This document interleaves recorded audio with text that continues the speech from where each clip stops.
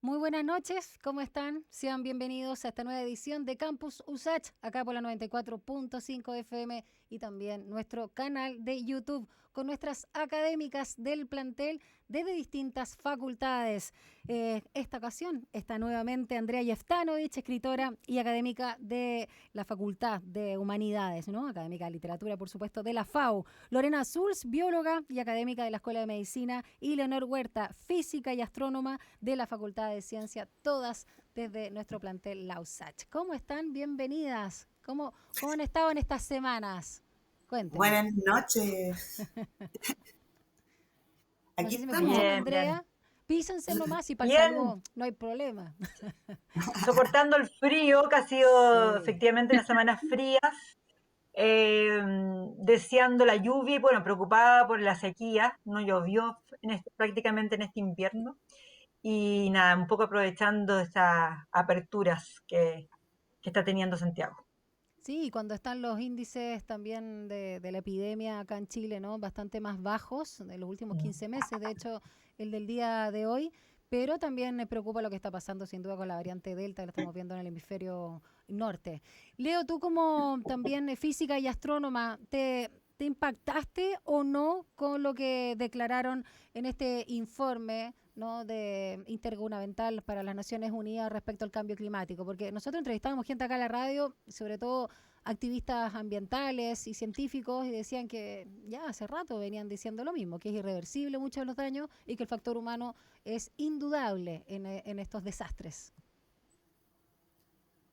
Y sí, sí, yo creo que había un sentimiento en el aire de que no iba a ser muy positivo el resultado, el informe, lo que iba a decir el informe.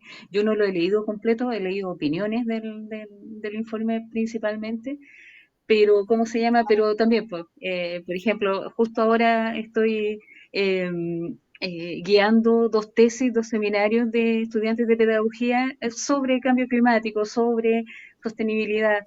Y claro, cuando hacen los marcos teóricos y uno empieza a leer los informes anteriores y todo el contexto, ¿verdad?, de la problemática del cambio climático, te empiezas a asustar fuertemente.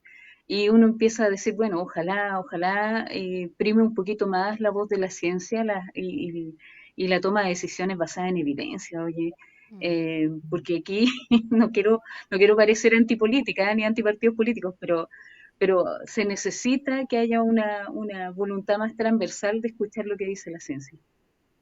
Bueno, igual yo creo que hemos aprendido respecto a la pandemia a darles más espacio y voz, costó, ¿ah? Pero a los científicos, en ese sentido, podría señalarse como un buen ejercicio. ¿Qué piensas tú, Lorena? No, no soy tan optimista, primera vez. Yo creo que ni la Cierto. pandemia ha hecho escuchar más a los científicos, porque esto es de siempre, no sé, desde que el primer científico salió alegando que el plomo, que la benzina no hacía mal, hasta que lo cancelaron finalmente, pasaron muchos, muchos años. Mm. Esta advertencia del cambio climático, por lo menos yo la vengo escuchando el año 90 de mis profes de biología del pregrado. Y ya en ese momento era apocalíptico. O sea, que el profe termine la clase y le diga, por favor, no tengan hijos, en la Universidad Católica era acuático. Sí, sí, sí. Sí, pues y lo mismo con la pandemia, que dicen que venía, que no venía, que la trajeron los chinos, que la crearon esto en laboratorio. Este virus está descrito el año 2007 y ya estaba advertido, pero nadie pescó. Y bueno, y todas las decisiones que ha tomado de repente nuestro gobierno también me hace dudar de que tomen en serio el, la advertencia de los científicos. Bueno, cuando se ponen en primer lugar los intereses económicos o los intereses, en este caso, también, ¿por qué no decirlo? Por lo que vamos a partir conversando esta noche, bélicos, Sí, claramente después tenemos que sufrir todos las consecuencias, ¿no? Sobre todo de quienes sí, lo ostentan bueno es que el los poder. jóvenes, que a ¿Mm? ellos les toca el mundo que viene, que va a ser bastante duro, ellos ya tomaron, por lo menos lo que yo veo con la constituyente, que los jóvenes ya tomaron las cuestiones en sus manos y salieron a votar en masa por gente que sea ambientalista. Sí, Sí, de hecho apuestan por una constitución verde, esa es la idea Sí. y es el espíritu. Y los pueblos originarios tienen mucho ahí que enseñarnos, ¿no? Del paradigma que necesitamos reinstalar en nuestra cultura. Vamos a Descolonizarnos, propósito. como decía. Sí, a propósito de lo que pasaba en los Juegos Olímpicos, ¿no? Que también nos enseñaron bastante sobre distintos temas. ¿Ah? Yo creo que estos Juegos Olímpicos de Tokio 2020 pusieron en la palestra temas no solo de la salud mental, del racismo, de la discriminación, del concepto, ¿no? De la competencia, de cuánto puede, no solo de la salud mental, sino en general, entre ellos también, ¿no? Cómo puede generar no solo odiosidad y situaciones que ya están de modé, como se diría. Y por supuesto también se dio el contexto los últimos días de los Juegos Olímpicos de dos fechas bien lamentables para la historia de nuestra humanidad, como son el 6 y 9 de agosto del año 45, en este caso, o sea, ya prácticamente más de 70 años, con los ataques de las bombas atómicas. Y claro, ya lo de Hiroshima era espantoso y luego cuando se repite en Nagasaki es de no creer.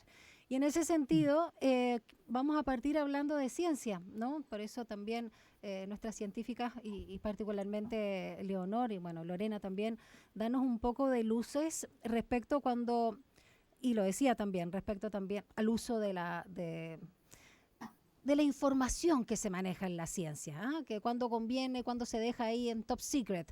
Y en este caso cuando se ocupa para o manipular o aniquilar incluso a la humanidad. Porque claro, tenemos un montón de avances tecnológicos, pero ¿a qué costo? Y lo estamos viendo con este cambio climático. Así que partamos hablando del mal uso de la energía nuclear y ahí dar algunos mitos y verdades respecto a esto que para nosotros suena tan todavía incluso a ciencia ficción. Leonor. Claro, es como un poco el lado oscuro de la ciencia. Yo creo que es un estigma que justo por el lanzamiento de las bombas nucleares, ¿verdad? Y el desarrollo de bombas atómicas, quedó el científico con ese estigma un poco también, no sé, se veía hasta en los dibujos de los niños, del científico como un loco que está como más cerca de crear daño que de hacer el bien. Y sacar esa caricatura del científico ha tomado décadas, de limpiar un poco la imagen de que no son estos seres perversos que están buscando cómo destruir o cómo tener el poder para destruir a la humanidad prácticamente o generar daño. Así que claro, ahí yo separaría un poco porque en el fondo son los usos militares del conocimiento científico. Yo siempre digo, es como ¿qué diríamos si quisiéramos prohibir el uso de cuchillos en las casas o para uso doméstico únicamente porque son usados en asesinatos? Entonces, no es el cuchillo el culpable, no es el cuchillo el problema tampoco. Es más multidimensional, es más profundo el problema. Así es que es todo un tema y lamentablemente también se ha hecho mala fama el uso de la energía nuclear. Lo de las centrales eléctricas, ¿verdad? La generación de electricidad a partir de energía nuclear también ha tenido que, enfrentar una serie de acusaciones bien fuertes que lamentablemente también se han visto, ¿cómo se puede decir? Apoyadas por eventos bien puntuales que han sido estos accidentes, como lo que pasó en Chernobyl y como lo que pasó en Japón también con un terremoto y un tsunami que en realidad Mm. no había manera de predecir que se iban a juntar esos Fukushima, dos ¿no? Así se fenómenos. llamaba, ¿no? Fukushima, Fukushima, sí, sí, sí, la central. la central, sí. Y ahora, los fake news respecto de las verdaderas consecuencias de Fukushima también. En el fondo nadie murió por radiactividad, por algún leak de radiactividad en Fukushima. Así que también andan circulando un montón de fake news al respecto de qué tan grave fue lo que pasó en Fukushima. Y yo debo decir que, por ejemplo, es cierto que Japón incluso tiene mejores medidas que Chile para el tema de los tsunamis y de los temblores, ¿verdad? Porque están en el fondo en la misma condición de nosotros de estar en bordes de placa y todo eso, la sismicidad es fuerte, son islas y que los tsunamis les llegan peor Sí, que cuando claro. nosotros tenemos tsunami acá.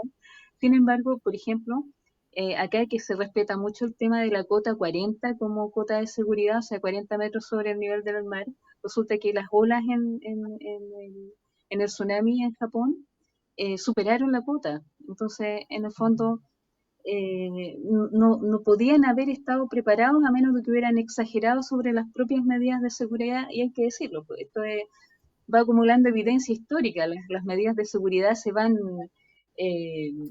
eh, modernizando a medida que van apareciendo nuevos antecedentes, ¿no? Así es que en general si uno, a ver, yo pienso que la comunidad internacional va a tener que plantearse muy bien, en el fondo, revisar qué tan positivo versus negativo es lo que puede entregar, por ejemplo, una central nuclear en la generación de electricidad versus, por ejemplo, otro tipo de generación de energía. Así Básicamente que la yo vivo energía aquí. nuclear es para la electricidad, ¿no es cierto? Y de ahí todos los derivados que pueda tener. Y, a ver, en Europa eh, tienen efectivamente, bueno, y China y el Asia, ¿verdad? Más desarrollada, tienen generación de energía eléctrica a partir de la energía nuclear. Nosotros acá en Chile no. En Chile las dos partes, ¿verdad?, que pertenecen a la SECHEN, que es lo que está en Lo Aguirre. No sé si ¿Mm? han visto el reactor que se ve cuando No. uno va por la ruta 68. a la Y el otro es playa. el que está en La Reina. Ah, ese sí El lo de La conozco, la Reina, no, quebrada de San Ramón. ¿O no? claro. Ese que Bueno, siempre el de La se Reina, teme. de La Reina Es, está sobre la falla de San Ramón. Sí, por eso se teme Entonces cada vez cuando que tiembla. yo leía que cuando lo construyeron, claro, cuando lo construyeron, los estudios decían que la falla estaba inactiva, pero eso fue en los años 60. Esos eran los datos que se conocían en los años 60. En cambio ahora, en los últimos 20 años, ¿verdad? La falla fue declarada por los geólogos como una falla activa. Entonces, eh, ellos dicen que de todas maneras todos los estudios sismológicos dicen que, y geológicos, que no es necesario sacar de ahí este, eh, Central este o reactor planta. que tienen Mm. en la... Además, el que tiene es experimental, o sea, produce muy poquita es chiquito. energía. ¿Ah? Y lo usa, es chiquitito, por decirlo así. Ya. ¿Ah? Y además, lo que tienen es que ellos lo usan principalmente para temas médicos. Claro, eso le iba a Entonces, preguntar de hecho a Lorena, los usos que se le dan en medicina. en medicina, Esterilización sí, y cosas también. Sí. ¿Qué cosa? No te Nosotros escuché también, bien. mandamos además del tratamiento. No te la escuché comida a las bien. ratas, la mandamos a esterilizar allá. Ah, Sí, ya. Ufa. Ahí se hace todo ese trabajo. Pero, ¿y todavía sigue sí, experimental desde la década de los 60? ¿Todavía? siempre. Sí, sí. Wow. Ya. Siempre están Sí, no es generando Y ahí. de lo comercial, que esto es Ya. Perfecto. universitario. Sí, claro, del ámbito universitario. Ahora, el de los Aguirre no ¿sí? funcionó nunca, Ah, ¿no? hay que decirlo. Se No, quedó no, ahí. no, se quedó ahí. Corren muchos rumores así, pero no, el que funciona el de la ¿Mm? Reina. Y yo recuerdo porque yo hice mi práctica profesional, la hice en el José Joaquín Aguirre, en medicina nuclear. A mí me interesaba mucho ¿Mm? la biofísica y la física médica, que se llamaba en ese tiempo. Y yo veía como todos los meses mandaban en el fondo a hacer el estudio de cuánta radiación habían recibido las personas que trabajaban, los tecnólogos, los médicos, ¿ah? Y también cómo recibían en el fondo los fármacos, ¿ah? Los fármacos marcados, ahí el tecnesio, no sé con qué trabajan ustedes, Lorena, pero era el De tecnesio todo. 99, me acuerdo yo, El y uno yodo, el veía así, de todo. el yodo, el yodo Sí, también. de Entonces, todo el que se eh, para el gozo. Sí. Sí, nosotros claro, uno teníamos que andar veía y una vez al mes mandarlas a leer. Sí. exactamente. La gente que trabaja en medicina nuclear además tiene que andar con estos delantales plomados. ¿Ah? Y además tienen que usar unas piochitas que en el fondo son unos sensores de cuánta radiación están recibiendo. ¿Qué es Y lo les que hacen toda una señala? estadística respecto de cuánta radiación han recibido por mes, por año, qué sé yo. Están súper documentados, es bien expedito. Y prestan un tremendo servicio en todo lo que tiene que ver con medicina, aparte para la agricultura y otro lado, pero para la medicina. en radiodiagnóstico y radioterapia es fundamental, sobre todo entendiendo que la quimio y la radioterapia han sido en el fondo las herramientas que ha tenido la medicina para trabajar el tema del cáncer, y Sí, solamente en estos últimos 10 años ha aparecido la inmunoterapia. Entonces, la quimio y la radio fueron la manera de batallar contra el cáncer, y es la manera, sigue siendo la manera sigue para un siendo. montón de pacientes ¿no? Para también un que no montón pueden de acceder a diagnósticos, la inmunoterapia. Así ¿Cómo? para un que montón de hay que verle el diagnósticos lado también. positivo. El Sí. trabajo que... Lorena, perdona, ahora te escuchamos. ¿Qué No decías? digo que también para un montón de diagnósticos, todas las Ah, medidas de claro. las hormonas, por ejemplo, cuando uno se va a hacer los estrógenos, son todo eso versus un isótopo radiactivo que compara.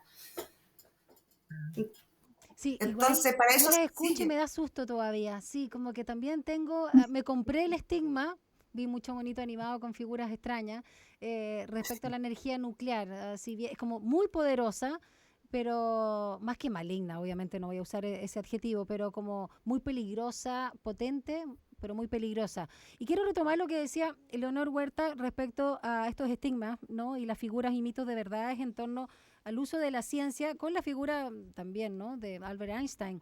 Y en este caso también su ayudante, ¿no? Que Andrea también ahí nos hacía una sugerencia bien interesante desde la literatura y el cine con la película Hiroshima Mon Amour. Cuéntanos un poco también, Andrea, para quienes no conocen este libro y por supuesto esta película, en torno a desmitificar un poquito sobre esta situación de esta figura tan importante con también su ayudante y cuéntanos del nombre y todo eso.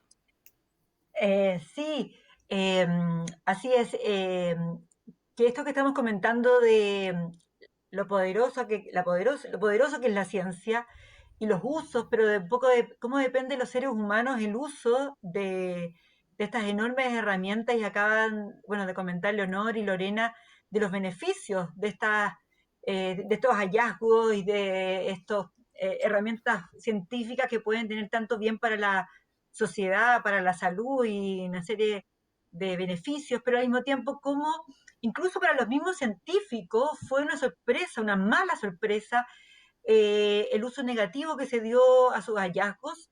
Y esto, eh, por ejemplo, está una de las ayudantes de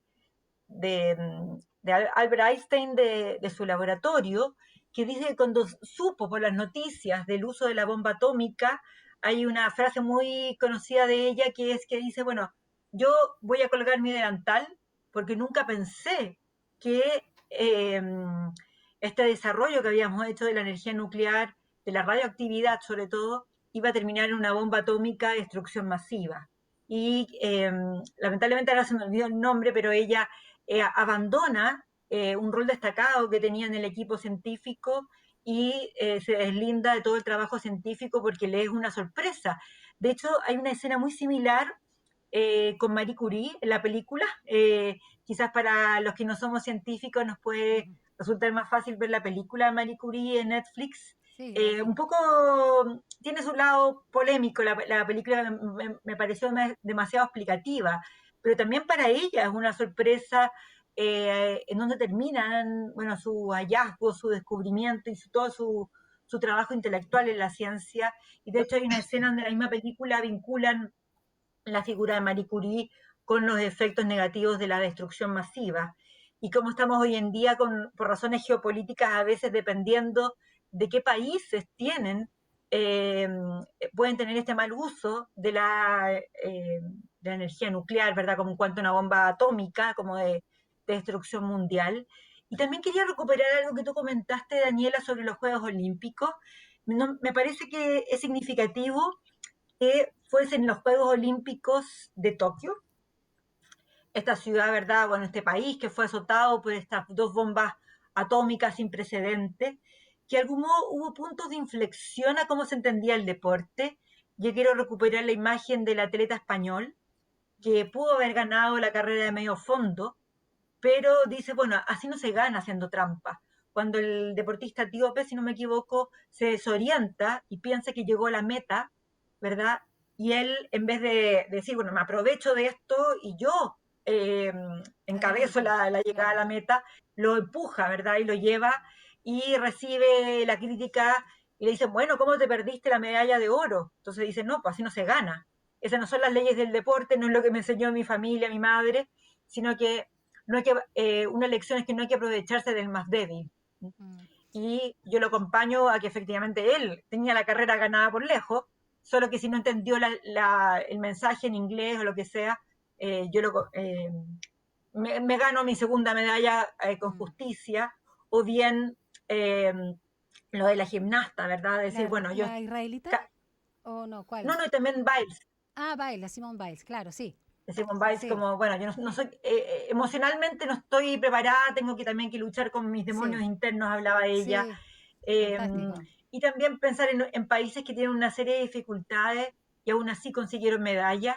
Y por supuesto la pregunta en Chile de los pocos. Eso es otro tema para otro programa. Sí, Lo exacto. poco que apoyamos los deportistas, lo poco que está incorporado el deporte, la actividad física en nuestra cultura, que es algo que deberíamos reflexionar y algo pendiente, así como también el apoyo a la cultura. Y por supuesto, y regresando a otra reflexión artística de la bomba atómica, pensar en este libro de Marguerite Duras, que es entre obra de teatro y poesía, Hiroshima Mon Amour, y después como el cineasta Alain René lo lleva a esta película maravillosa, de cómo pensar la destrucción, de cómo se queman los cuerpos, ¿verdad? Porque el efecto radioactivo va a permanecer durante varias generaciones, de este cambio de paradigma, cuando la razón se vuelve irracional. Eso es un punto de inflexión que generó la Segunda Guerra Mundial y como la guinda de la torta, ¿verdad? El último momento de esta crisis de paradigma, cuando desde la Ilustración pensábamos solo que la razón científica nos iba a llevar al progreso, pero como eso se vuelve un arma en contra. Y por supuesto invito a leer a quienes no han leído la obra Marguerite Duras. Es una obra escalofriante, sublime, ¿verdad? De cómo una enfermera se encuentra con este arquitecto japonés y cómo logran mantener una relación vital que es de amor, erótica, en esta zona de destrucción. Y luego la versión fílmica es sublime, ¿verdad? Para hacernos pensar cómo encontrar todavía rasgos humanos en medio de los escombros y los desechos.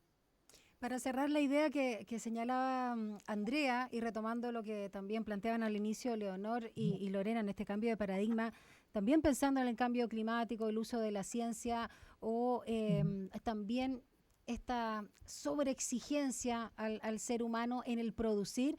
No sé si concuerdan que quizás, no sé si la palabra es la más acertada, pero el gran perdedor de los Juegos Olímpicos como imagen, como pensamiento, fue Rusia, ¿no? Cuando pensamos de cómo ellos, más allá del castigo del doping, pero también está vinculado el tema de ver un montón de gimnastas o de deportistas en general. Ahí yo aludía a esta entrenadora que no apoyó a su gimnasta que estaba en el último minuto esperando quién ganaba y por primera vez salió una gimnasta israelí y la gimnasta israelí fue a abrazar y apoyar a esta chica que lloraba porque la entrenadora estaba pero absolutamente furiosa porque no había ganado la competencia histórica pues, de la Nadia Comaneci, imagínense, la ex URSS, ella eran los favoritos. Y así en varias competencias. Entonces eso muestra un paradigma, a propósito también de lo bélico, de la carrera espacial, del uso también, ¿no? De armamento,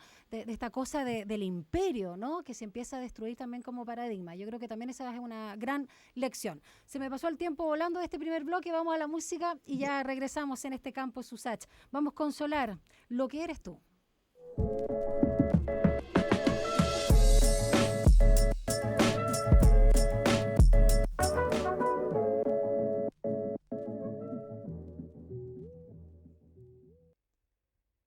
Bueno, en este segundo bloque vamos a seguir ahondando en el aspecto científico, el uso o mal uso que se le puede dar a la ciencia y a ciertos hallazgos. Y ahora queremos hablar de la eugenesia, ¿no? Que muchas veces lo tenemos vinculado a la política que implementó Hitler, ¿no? En Alemania, pero que viene de antes, viene de principios del siglo XX en California, cuando se trató, ¿no?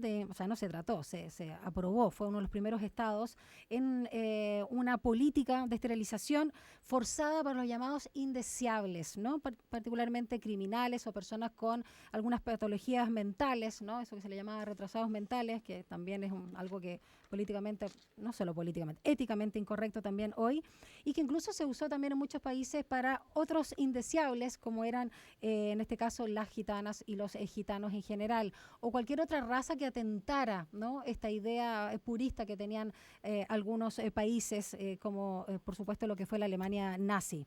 Y ahí quiero partir contigo, Lorena. Primero explícanos, para que quienes no sepan, no hayan escuchado este concepto de la eugenesia, de qué se trata.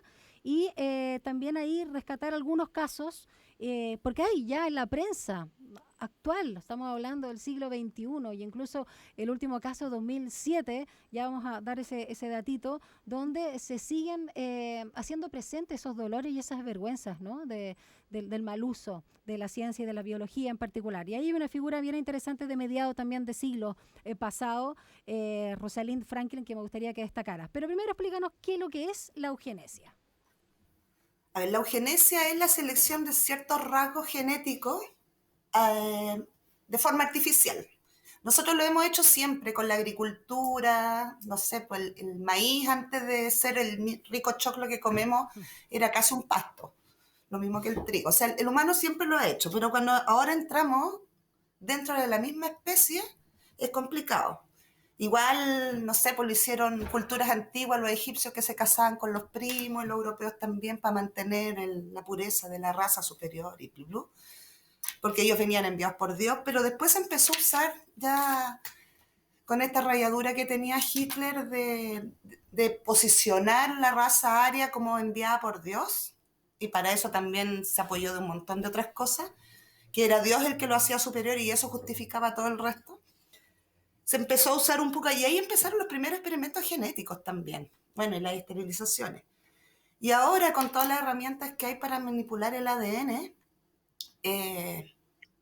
ya todo eso que nosotros vimos en la televisión como si fuera súper ciencia ficción es súper posible. Eso ya se puede hacer, lo que pasa es que no se ha hecho que nosotros sepamos en humanos, pero se hacen con caballo de carrera, se hace con vacas lecheras, se modifican ciertos genes. En este momento que hemos descubierto genes, no sé, ya el gen que produce la insulina que viene fallado en los niños con diabetes. Está la posibilidad de arreglar el gen y volvérselo a poner al embrión y arreglar eso genéticamente, pero... Y después que evita eso, ya que quiere un hijo de ojos azules o con un 6 para arriba. Entonces ahí de nuevo volvemos al mal uso. Yo les aseguro que cuando los científicos develaron los secretos del interior del átomo, ni en sus peores pesadillas consideraron una bomba atómica. Lo mismo los microbiólogos que escribieron un montón de bacterias, jamás en su vida se les ocurrieron las armas biológicas. ¿Y qué responsabilidad tienen ellos? Es como, no sé, pues difícil. No, yo creo que es difícil no sentirse aparte ni responsable, pero uno entrega conocimiento, ¿no? Entonces ahí es complicado cómo los científicos podemos descubrir algo que potencialmente podría ser usado para una cosa que tú no estás previendo, sino que tú estás mostrando cómo funciona un sistema nomás. Y es difícil la porque ética muchas veces... siempre viene después, la reflexión ética siempre viene después como consecuencia. Y les doy un ejemplo súper local. Acá en Chile nos ganamos mucha gente que hemos ahí, pero en Chile hay un grupo de investigadores que se ganó un proyecto bastante grande que se llama 1000 genomas, que hay que secuenciar, es un proyecto para ver cuál es el genoma típico de los chilenos y la enfermedad y qué sé yo. Se compraron los equipos, pero llegó un momento en que no se pudo echar a andar porque empezaron, y el conocimiento de esas secuencias, ¿quién las va a tener? Se las van a pasar a la ISAPRE, y si yo tengo un gen que es predisposición a cáncer, la ISAPRE lo va a tomar en cuenta, y la cosa ética venía mucho después de lo que realmente podía hacer, entonces hasta ese momento pararon el proyecto, hasta que esa discusión se hiciera. Entonces, es complicado, es súper complicado. Así, a mí me da pánico que algún día, no sé, pues mi familia tiene predisposición a hacer tumores y que un día la ISAPRE me diga, no te vamos a cubrir contra cáncer porque tú venías con el gen. Exacto. Y esta figura, a propósito, Lorena, de de esta revisión histórica que hemos hecho, particularmente en este caso con esta mujer, ¿no? Rosalind Franklin. Cuéntanos, ¿qué es esto de la foto 51, que tiene que ver con la estructura del ADN, ¿no? ¿Qué pasó ahí con ella? Ay, El Rosalind año, Franklin, en 1951, de hecho. claro. Rosalind Franklin era una científica en el mundo machista de los años 50. Le costó, bueno, pelear desde su papá para adelante para poder estudiar física y química. Y en algún momento se empezó a estudiar cristalografía con rayo X. ¿Qué es esto en términos fáciles? Cuando uno quiere estudiar la estructura de una proteína hacia un cristal, le tira rayo X y dependiendo de la foto que sale, ellos pueden decir, hay un átomo acá, tiene distancia con esto. Y eso se da muy bien con estructuras cristalinas, y no tan, porque hay que hacer un cristal y cuesta mucho hacerlo con cosas biológicas. Entonces, Rosalind Franklin, ella descubrió cómo hacer, dando vuelta para un lado, el otro, el haz de rayo X, y logró muchas cosas que muchos hombres no habían logrado. Y la contrataron en un laboratorio donde había un caballero que estudiaba el ADN y había otro que nunca había podido tener fotos. Y él estaba de vacaciones y cuando llegó se encontró que Rosalind Franklin estaba en su puesto y tenía fotos que él jamás iba a lograr. Y de ahí le hizo la vida imposible. Ella no podía entrar a la sala común a tomar café con los restos de los hombres. ¿Qué, Tenía le robó la prohibido. foto? ¿Qué fue? ¿Le robó la foto?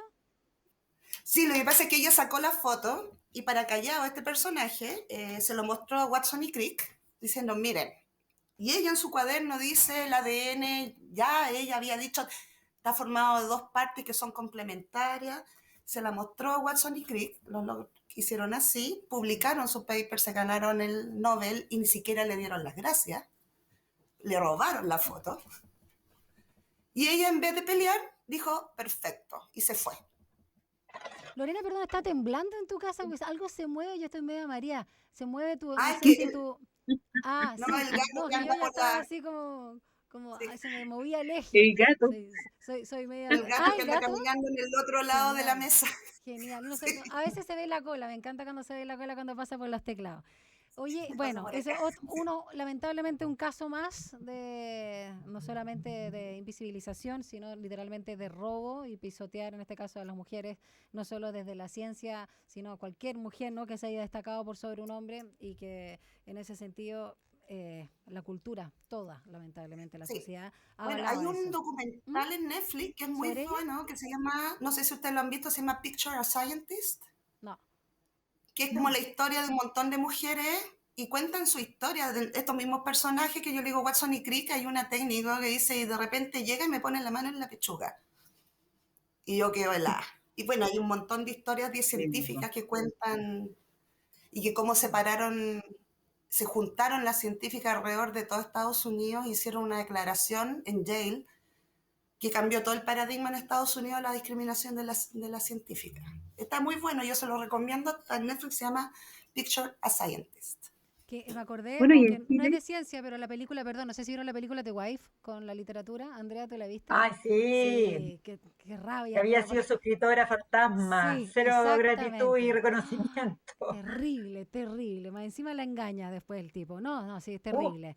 Y además que es algo que es más o menos contemporáneo, ujú. porque en este caso estamos hablando de hace un par de años de lo que es la propuesta de la película. Sí, es terrible. Leonor, perdona, antes de irnos a la pausa, ¿tú querías agregar algo al respecto? sí, muy reciente la aprobación en el Senado fue, o en la Cámara de Diputados, de la ley en contra del acoso en la academia, del acoso Exacto. Ah, a sí, la mujer. Así que exactamente, en las imagínense, universidades. llegamos a 2021 con el tema, teniendo que en el fondo legislar al respecto. Y una cosita más que quería decir de lo que dijo Lorena, ¿Sí? esto del científico entregando el conocimiento y en el fondo no sabiendo en qué va a terminar. Y respecto también a lo que dijo Andrea, yo quería aportar que Marie Curie nunca patentó ninguno de sus descubrimientos, justamente para dejarlo a disposición de la humanidad y que se pudiera seguir haciendo investigación en base a sus propios descubrimientos. Y en el área de la biología también hay varios casos, no me sé los apellidos, pero yo he leído de varios, en el fondo, investigadores que han desarrollado vacunas y también no las Sí, patentan justamente para dejarlas en beneficio de la humanidad.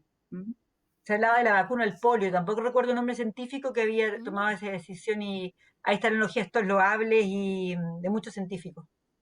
Solo, Sí, en solo cambio comentar. ahora han tenido que ¿Mm? poner leyes en contra del patentamiento de las secuencias. Monsanto, ¿de cuántas secuencias no tenía Sí. patentadas como propiedad intelectual? Hubo que Quería, poner una ley en contra de eso. quería Hoy, a comentar dos propósito de lo que dice noticias Leonor, brevemente, perdón Lorena, sí. brevemente, para que veamos que estamos todavía tan atrasados con esto que nos suena espantoso. Ujú. Estoy viendo acá en la prensa con una colaboración con The Guardian. Mira, esto es tan solo del 25 de julio de 2021, o sea, hace semanas. California va a indemnizar a las víctimas de esterilizaciones forzadas en cárceles y hospitales públicos. A propósito de lo que estamos conversando. Y dice que se estima que unas 20.000 personas, la mayoría mujeres negras y latinas, fueron esterilizadas en contra de su voluntad entre 1909, con esta política en California, hasta el 2010, ¿no? Y bueno, las supervivientes ahí van a tener un monto en dinero que obviamente no calma para nada, de alguna forma consuela el daño que se le han hecho a estas mujeres, ¿no? Con este programa Y eugenésico pensemos de la en Alemania Perú, nazi. y Claro, pensemos Sí. no muy lejos, Fujimori con las mujeres indígenas que también exactamente, sufrieron y exactamente. cruentas esterilizaciones forzadas, sin anestesia, que las enviaban a las casas con hemorragia, y esto es bastante reciente. Exacto, y muy cerca. Y lo otro es también acá un nuevo caso también de esterilización en la República Checa, y esto es literalmente del día de ayer, y este caso fue el 2007. Vamos Bueno, a hasta el una... día de ¿Ah? hoy ¿Sí? esterilizan a Sí, los adolescentes con síndrome de Down. no, macabro. Hasta el día de Vamos hoy. a una pausa musical y ya regresamos en el último bloque de este Campus USACH con nuestras académicas de la USACH. Suena ahora Alex Advanter, ¿cómo puedes vivir contigo mismo?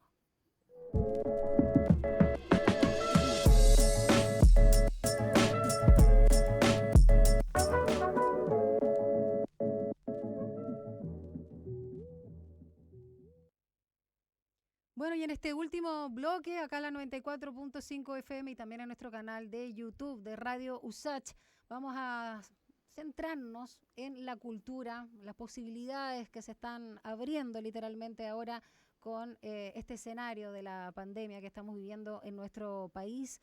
Ya lo habíamos visto, el comercio, por supuesto, gimnasio y restaurantes en general ya habían vuelto a abrir sus puertas. Había todo ahí un tema con el consumo, pero nos faltaba tanto la cultura. Si bien tuvimos una muy buena respuesta de muchos gestores culturales a través de las plataformas, y Andrea también ahí nos compartió en muchos programas algunos datos, ¿no? Del mundo de las artes escénicas, teatro en particular, con Escenix y con otras plataformas.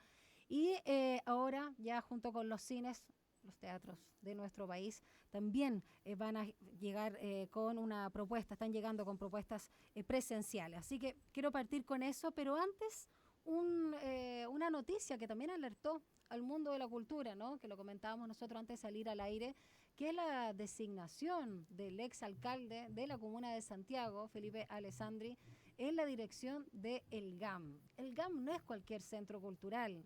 Eh, es uno de los que quizás más emblemáticos, y siempre dije cuando salió nuestro Pompidou, y además tiene muchísimo simbolismo para no solo la juventud, sino finalmente para todo este Chile que quiere generar un país nuevo, no solo por donde está ubicado, por supuesto en el eje Alameda, a pasos de Plaza Dignidad, también lo que significó, ¿no? Justamente tras el estallido social, este lugar donde también se hizo presente la gente con su graffiti, murales y otras consignas. Así que quiero preguntarles primero qué piensan ustedes de esta designación, porque ya la RACH y también Sidarte han repudiado literalmente en las redes sociales, entre otras voces, esta designación. Lorena, parto contigo. No, yo lo encuentro terrible porque, como conversamos antes, para dedicarse al GAM tú tienes que tener alguna cosa de gestión cultural. Yo no dudo que quizá el exalcalde era buen gestor, pero gestión administrativo, pero cultural es muy difícil. Yo me acuerdo que hasta yo como DJ tuve la oportunidad de hacer una presentación en el GAM, en una pelada de cables que hicimos de musicalizar cine mudo con DJ. Yo no sé si la visión más economicista que tiene el exalcalde permitiría eso ahora, de darle la oportunidad a gente que a lo mejor no va a vender entradas, pero sí puede mostrar su arte. Entonces, claro, me suena como un premio consuelo por no haber ganado, por haberse quedado sin pega, no sé. Me suena eso, ya te quedaste sin pega, quédate ahí un rato, hasta que se nos acabe el gobierno. Sí, queda poco en todo Entonces, caso. esas designaciones por cuoteo político, sin ninguna preparación detrás, no sé si se acuerdan de la última ministra de la Mujer también, Mm. que no tenía ninguna preparación en temas de género. No. Entonces, no, no, claro, Obedece yo encuentro que es claro, obedece al mismo tipo nefasto de decisión. y para eso al menos tener un poco de, no sé, pues al menos un diplomado en gestión cultural, digo yo, algo. Tenemos muy pocos minutos. Leonor, cuéntanos Ujú. tú también qué te parece esta situación, esta designación de Alessandri en el GAM. Sí, bueno, yo creo que la gente ya está curada de espanto, como se dice, ¿ah? Con estos cuoteos políticos, con este sentido de la meritocracia que tienen en el ámbito político. Y bueno, desde el mundo de la educación, nosotros estamos acostumbradísimos a que nunca el ministro o ministra de Educación sea alguien realmente con las competencias ni con la formación en educación. Así que lamentable que se replique a otros a otros ámbitos, sobre todo la cultura, que es una mirada tan diversa, ¿verdad? Y que convoca desde tantos aspectos, desde tantas dimensiones, así que una pena, una pena. Gracias, Leonor. Andrea, contigo también me detengo para que también nos hables del inicio de teatro presencial, pero parto con tu opinión respecto a lo que también señalaban Sí, otras no mucho académicas. más que agregar que lo que ya se dijo con un despropósito, una torpeza. La cultura es un área específica, no cualquier persona puede trabajar en cultura, así como no cualquiera puede trabajar en ciencia, y creo que tenemos que cambiar una mentalidad, justamente que el ministro de Educación sepa de educación, que el ministro, ministra de Deporte sepa de deporte, y en cultura con más razón, yo que participo también de esa área, es un área muy específica, hay que ser artista, hay que ser una persona, ojalá formada en gestión, aparte cultural, junto con ser artista, implica un compromiso de vida, un tipo de vida muy específica, y no lo comprendo, espero que se rectifique prontamente. Y sí comentarles de lo bueno, que el teatro ha vuelto, ha Eso. regresado después de un año y medio, 16 meses de inactividad. El teatro es por sí mismo un arte del convivio, de modo que ya algunas salas han eh, abierto sus puertas para mostrar sus espectáculos, y yo quisiera nombrar una obra justamente de lo apocalíptico, de las distopías, que es Final de Partida de Beckett, que está justamente en el Centro GAM. Cuesta mucho organizarse para tener cupo. Este nuevo teatro, les invito a apoyar el teatro, a ir al teatro, pero organizarse porque, dado el pequeño foro, es muy fácil quedarse sin entradas. De modo que en el GAM quedan, creo que 1 o 2 fines de semana con Final de Partida, con una compañía chilena. Final de Partida es una obra maravillosa de Beckett, y además está otra obra, Para la Música, una idea original de Alejandro Sivekin, recientemente fallecido, una idea que toma Nona Fernández y la escribe, aparte con la dirección de Cristian Plana, en el Teatro Nacional. También hay que reservar vía Ticket Plus. Y por último, quiero recomendar una obra que se dio el fin de semana pasado, que se llamaba El Ritual que Falta, Ay, y sí, ahí la me la lloré. Corporación Cultural de Quilicura fue muy lindo porque actores de gran prestigio como Alfredo Castro, Tamara Acosta, Héctor Morales La Cata Saavedra. recibieron cartas reales de personas que perdieron familiares, amigos cercanos durante la pandemia, y esas cartas se llevaron a un formato de lectura dramatizada. Creo que fue un hermoso homenaje. O sea, y ahí está la sensibilidad y la capacidad de gestión justamente de Javier Ibacache, uno de los directores del GAM, que hizo esta iniciativa muy, pero muy loable. Ojalá que se repita y que seguramente quedó grabada para que la Quedó podamos liberado a partir del ver. domingo.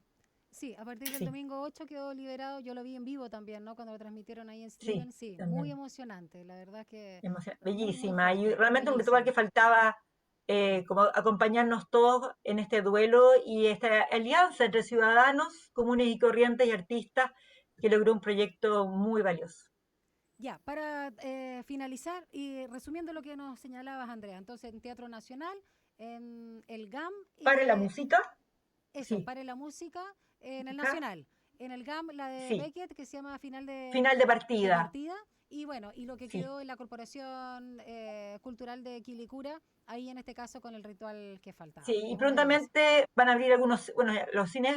Sí, Y la próxima semana, o sea, la próxima ocasión, estoy segura que habrá más obras porque sé que el Teatro del Puente y otras salas se están preparando para están su apertura. próximos. Excelente, muchísimas La gracias. música también va a volver. La música, sí, en Talcahuano no volvió, vamos a ver qué pasó ahí en todo caso con los Sí, índices. es que va a haber un concierto de los Chanchos en Piedra la próxima semana, pero es un estudio clínico. La gente que va tiene que tomarse el PCR de entrada y después 8 días después, a Ah, mitad de aforo, y va a ser una súper especie de clínico, experimento chileno de música en vivo. Fantástico. muy, muy clínico. Bueno, Ujú. vamos a estar atentos a todo eso porque la verdad hay gente que, claro, todos tenemos ganas de volver a bailar, a estar al aire libre también ahí con los conciertos, que es otra experiencia, pero tampoco podemos apresurarnos tanto cuando sabemos que tenemos que mirar lo que estaba pasando en el hemisferio norte. Muchas gracias, Andrea Jeftanovich, Lorena Azuls y Leonor Huerta, nuestras académicas de la USACH, por habernos acompañado esta noche una vez más. Que estén muy bien, descansen y será hasta la próxima. Nos vemos. Chao. Buenas noches. Buenas noches. Buenas noches. Y nos despedimos con música acá en la 94.5 FM. Esto es Licky Lee, I Follow Rivers. Chao, que estén muy bien.